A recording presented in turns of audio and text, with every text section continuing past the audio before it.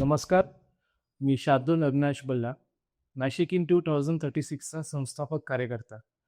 मंडळी, या सिरीजमध्ये मी नाशिकच्या विविध क्षेत्रातील दिग्गज लोकांना भेटत असतो आणि त्यांच्या क्षेत्रातील त्यांचा प्रवास, सद्यस्थिती आणि भविष्यातलं नाशिक शहर अशी मी त्यांच्याशी चर्चा करतो. तर आज आपण आलो आहोत महाराष्ट्र भारतीय जनता पार्टीचे ज्येष्ठ नेते विजय साने सरांकडे. विजय साने सर सलग 3 टप नगरसेवक होते. विजय साने सरांचा जनसेवेत व सहकार क्षेत्रातला एक दांडगा अनुभव आहे. तर आपण त्यांच्या प्रवासाबद्दल, त्यांच्या अनुभवाबद्दल आज एकदम सविस्तर चर्चा करणार आहोत. नमस्कार सर. नमस्कार. कसे आहात तुम्ही? छान आहे. सर, माझा पहिला प्रश्न तुम्हाला असा आहे, तुम्ही क्रॉम्प्टन ग्रीव्समध्ये एम्प्लॉई होते आणि तिथून तुमचा एकदम जलसेवेत राजकारणातला प्रवास सुरू झाला. तर तुम्ही तुमच्या प्रवासाबद्दल काय सांगाल दर्शकांना? कसा होता प्रवास?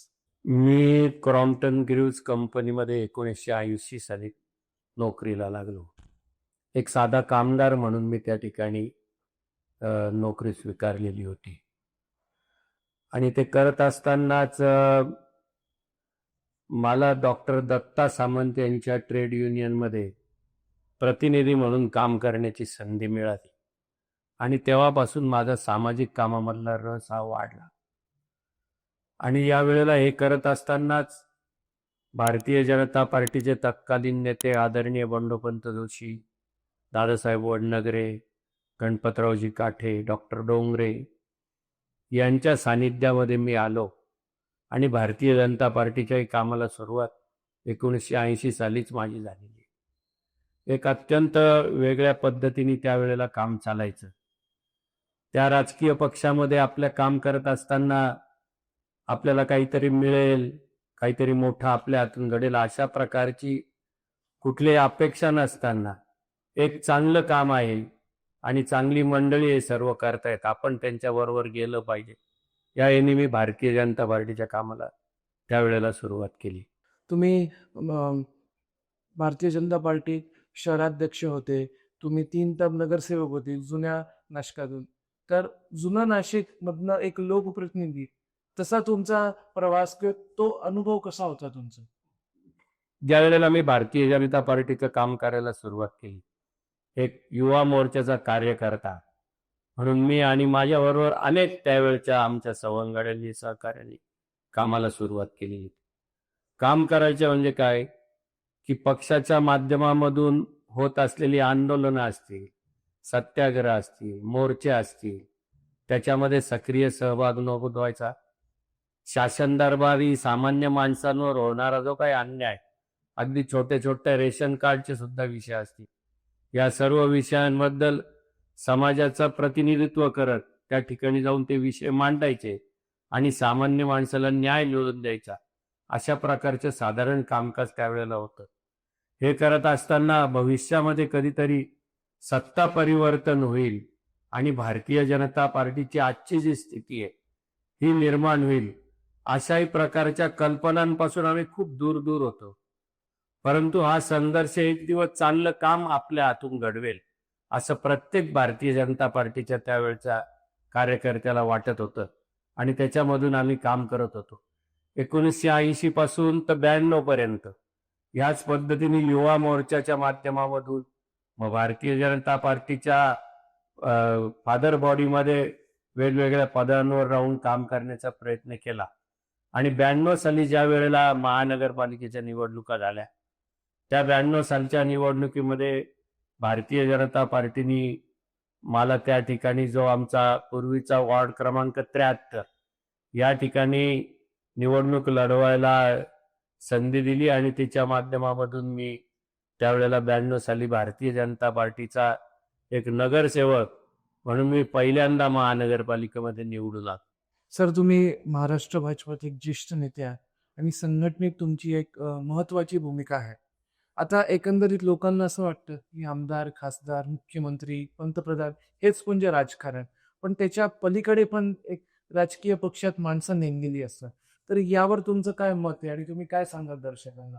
आमदार, खासदार, नगरसेवक, मंत्री, सत्ता हा तर एक राजकारणाचा अविभाज्य भाग आहेच. आणि राजकीय पक्षाचं काम करत असताना त्या गोष्टींचा स्पर्श हा करावा लागतो, संघर्षातून ते मिळवावं लागतं. कारण सत्तेशिवाय शहाणपण नाही असं म्हणतात. आणि मग सामान्य माणसाची जर कामं करायची असतील तर सत्तेतली पदं ही भारतीय जनता पार्टीच्या हातामध्ये असली पाहिजे. परंतु सत्तेची पदं हे सर्वस्व असं नाही. भारतीय जनता पार्टीचा कार्यकर्ता हे सुद्धा अनन्य साधारण असं पद हे कार्यकर्त्याचं आहे.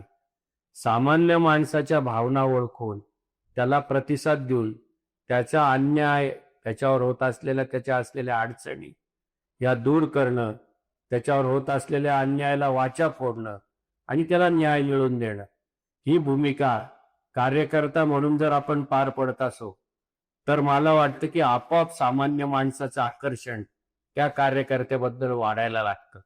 आणि एकदा ते आकर्षण वाढलं की तो कार्यकर्ता एक जनमानसामधला प्रतिनिधी म्हणून, जनतेचा आवाज म्हणून हा पुढे येतो आणि मग सामान्य माणसं निश्चितच त्याची दखल घेऊन त्याला योग्य ठिकाणी पाठवण्याचा प्रयत्न करत असतात. हा माझा अनुभव. आता बरेचशा युवकांना या क्षेत्रात काम करण्याची इच्छा असते, तर कुठून सुरुवात करावी? सगळ्यात याच्यामध्ये आता तर भारतीय जनता पार्टी सत्तेमध्ये आहे. त्यामुळे काम करत असताना, आता पूर्वी आम्ही विरोधी पक्षात होतो त्यावेळेची आमची भूमिका एक वेगळी होती आणि त्या भूमिकेमधून, संघर्षामधून अनेक हजारो कार्यकर्त्यांनी त्या भूमिकेमध्ये संघर्ष केला आणि त्याचा परिणाम आज भारतीय जनता पार्टीचं सरकार आहे केंद्रामध्ये, दिल्लीमध्ये, अनेक राज्यांमध्ये. आणि मग स्वाभाविकपणे कार्यकर्ता म्हणून त्या काळामध्ये असलेल्या भूमिकेत आणि आजच्या भूमिकेमध्ये नक्की हा फरक पडत गेलेला आहे. आज दुर्दैवाने चांगली माणसं राजकारणात येत नाही असं म्हणतात.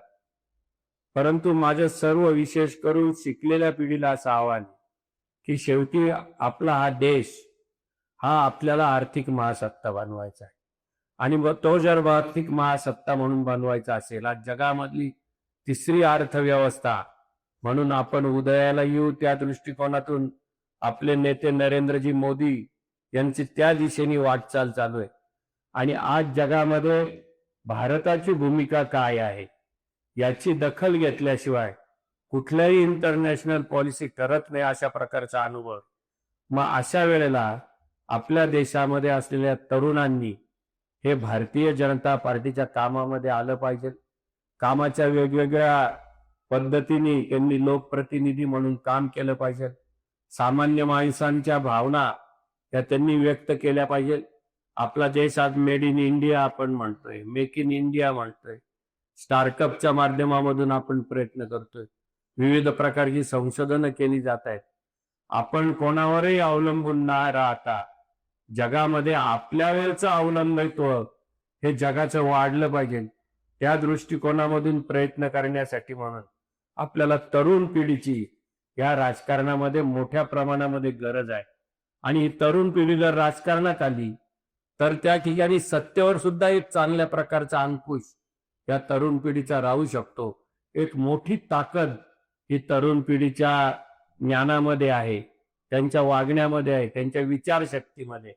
आणि म्हणून त्या ऊर्जेचा उपयोग हा या देशाच्या प्रगतीसाठी हा केला पाहिजे. आणि देशाच्या प्रगतीसाठी जर करायचा असेल तर त्यांनी राजकारणामध्ये येऊन सुद्धा, राजकारण हे सुद्धा एक बदलाचं मोठं साधन आहे. आणि म्हणून त्या दृष्टिकोनामधून तरुणांना तर माझं नेहमीच आव्हान आहे की त्यांनी या राजकारणामध्ये आलं पाहिजे, सकारात्मक दृष्टी ठेवली पाहिजे. आता सर, कुठल्याही कॉलेज ग्रॅज्युएट असतो त्याला म्हणजे एक आयडियल स्थितीमध्ये कॉलेज झाल्यानंतर मुलांना नोकरी लागते. आणि जे आता उत्साही लोक असतात ज्यांना कॉलेज झाल्याचाच राजकारणात उतरायचं आहे कमी वयात, पण मग त्यांनी त्यांचं पोटपाणी सांभाळून कसं या क्षेत्रात कार्यरत व्हायचं किंवा व्यवसाय कसा उभा करायचा, हे तुम्ही काय सल्ला द्याल?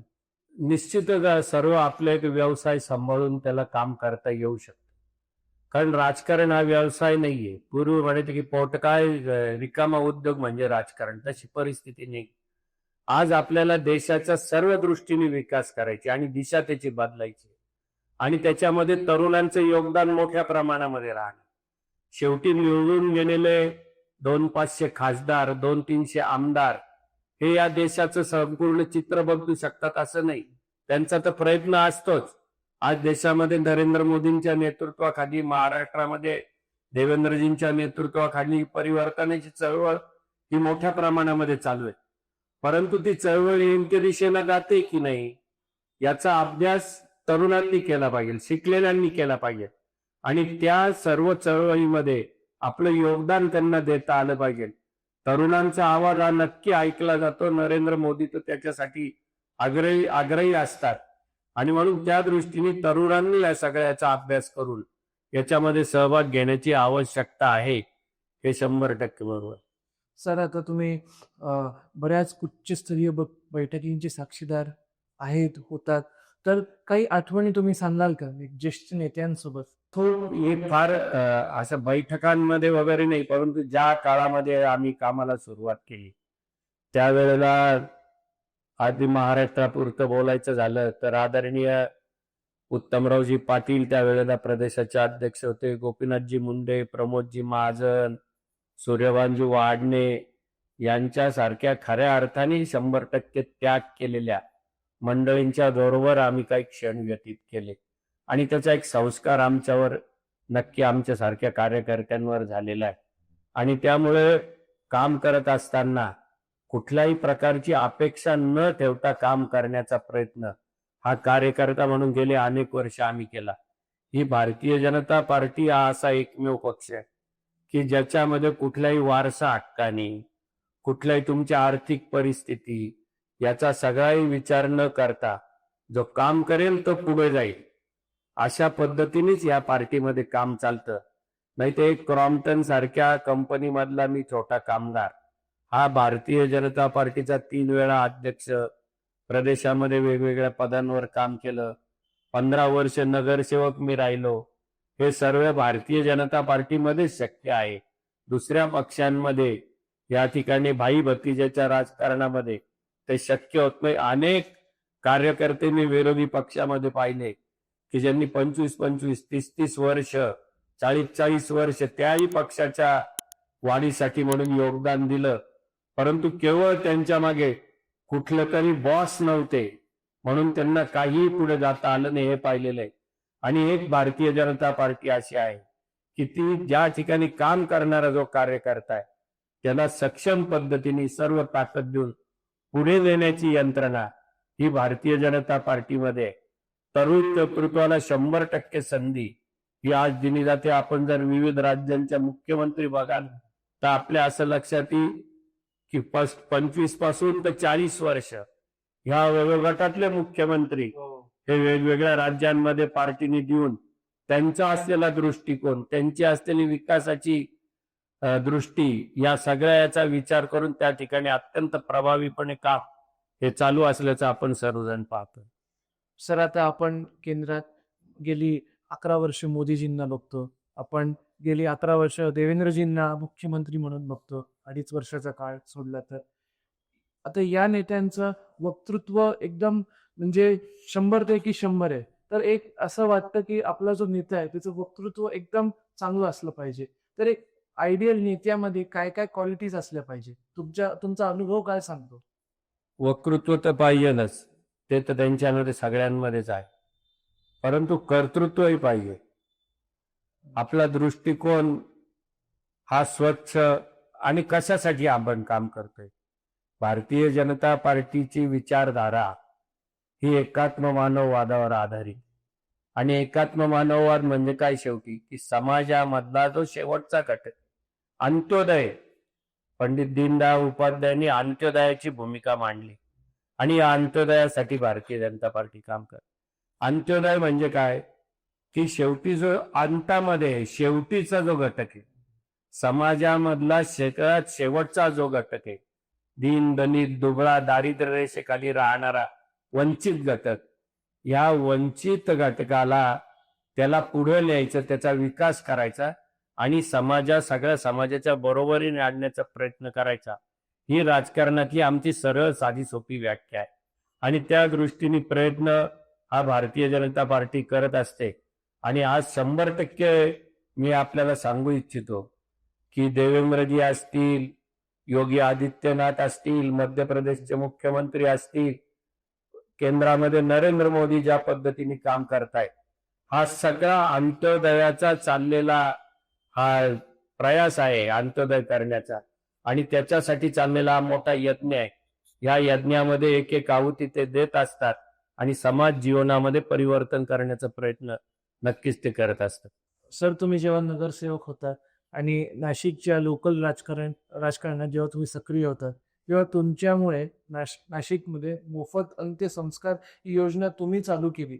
तर त्याबद्दल तुम्ही काय सांगाल दर्शकांना? खरं मी ज्या वेळेला नाशिक महानगरपालिकेमध्ये 3 टर्म नगरसेवक म्हणून काम केलं आणि ज्या वेळेला मला स्थायी समितीचा अध्यक्ष म्हणून काम करण्याची संधी मिळाली, अनेक प्रकारची कामं महानगरपालिकेमध्ये असतात, गटार, लाईट, रस्ते तिथं चालूच असतात.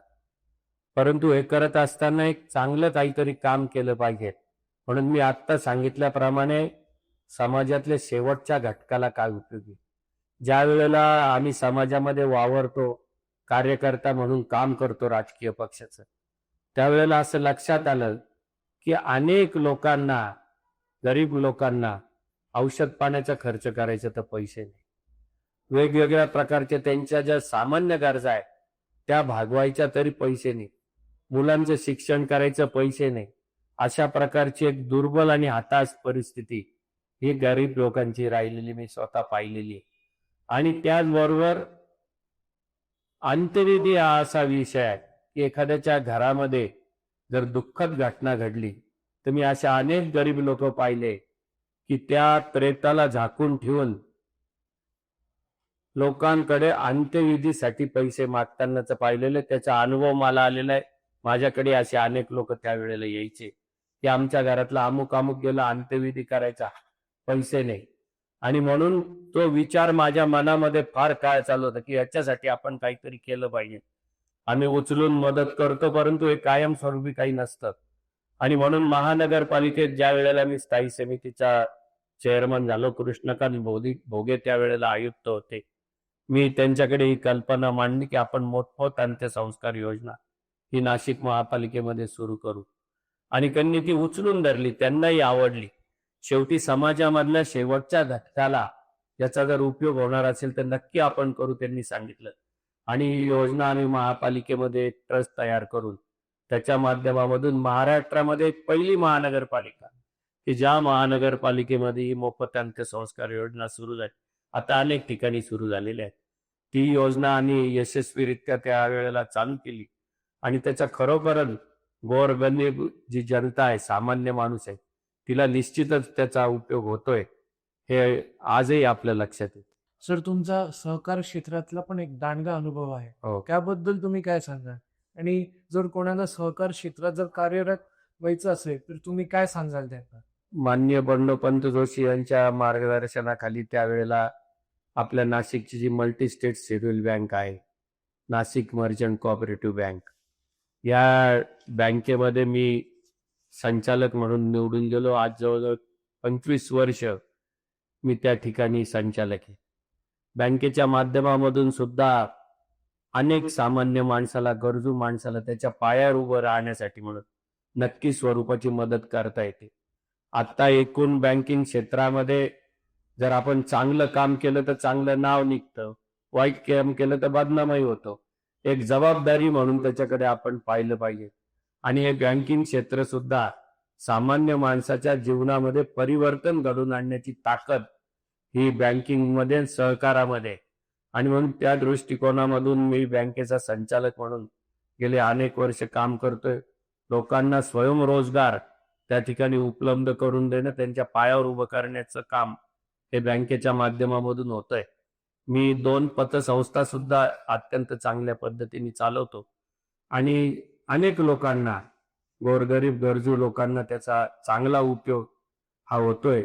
काम करत असताना प्रामाणिकपणा आणि सचोटी या 2 गोष्टी जर लक्षात घेतल्या तर नक्कीच सहकारामध्ये सुद्धा आपल्याला चांगलं काम करता येईल. सर, याचसोबत मी तुम्हाला विचारू इच्छितो की तुम्ही आता बऱ्याचशा संस्था चालवताय. एक यशस्वी संस्था चालवण्यामागचं तुमचं गुरुमंत्र काय? एक तर स्वार्थ नाही असला पाहिजे. आणि आपण कशासाठी काम करतोय याची स्पष्टता आपल्याकडे असली पाहिजे. कुठल्याही परिस्थितीमध्ये जी संस्था मी चालवतोय त्या संस्थेचा गैरवापर मी माझ्या कामासाठी करणार नाही याचा ठाम आपण निश्चय केला पाहिजे. आणि एकदा जर आपण तसं वागलो तर आपले खालचे सहकारी सुद्धा त्याच पद्धतीचं काम करतात आणि ती संस्था चांगल्या पद्धतीने पुढे जाते.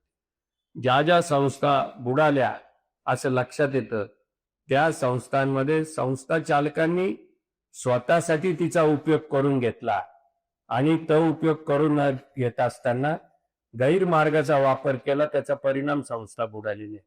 आणि म्हणून निस्वार्थ पद्धतीने चांगला अंकुश ठेवून मी आणि तर पतसंस्था किंवा आर्थिक संस्था चालवत असताना एक ब्रीदवाक्य आम्ही तर नेहमी सांगतो की सुलभ कर्ज आणि कठोर वसुली हे तत्व आम्ही बाळगतो. माझा नातेवाईक आहे म्हणून त्याला कर्ज द्या, ते काही वेळापुरतं बरोबर आहे, परंतु ते दिल्यानंतर त्याची वसुली पण कठोर पद्धतीने केली पाहिजे.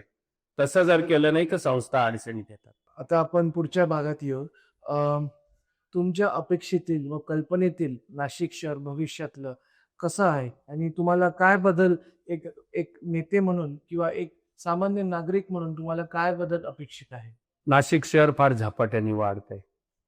आम्ही जे शहर आमच्या लहानपणी पाहिलं ते आता कुठे या गर्दीत हरवलंय ते तर आम्हालाही समजत नाही. परंतु या शहराचा विकास होत असताना तो योजनाबद्ध रीतीने जो व्हायला पाहिजे तो दुर्दैवाने आज झालेला नाही. आणि म्हणून चांगली त्याची योजना आखून ज्या पद्धतीने आपल्याकडे पुन्हा विकसित झालं, संभाजीनगर ज्या पद्धतीने विकसित होतोय त्या पद्धतीने नाशिक विकसित होण्याची आवश्यकता आहे. मोठा स्कोप नाशिकमध्ये.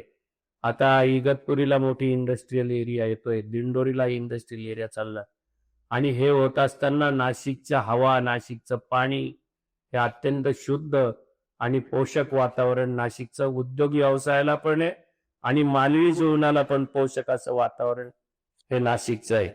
आणि म्हणून मी नेहमी याच्याकडे पाहत असताना इथल्या तरुणांच्या हाताला मोठ्या प्रमाणामध्ये काम मिळण्याची संधी या नाशिकमध्ये होणार आहे.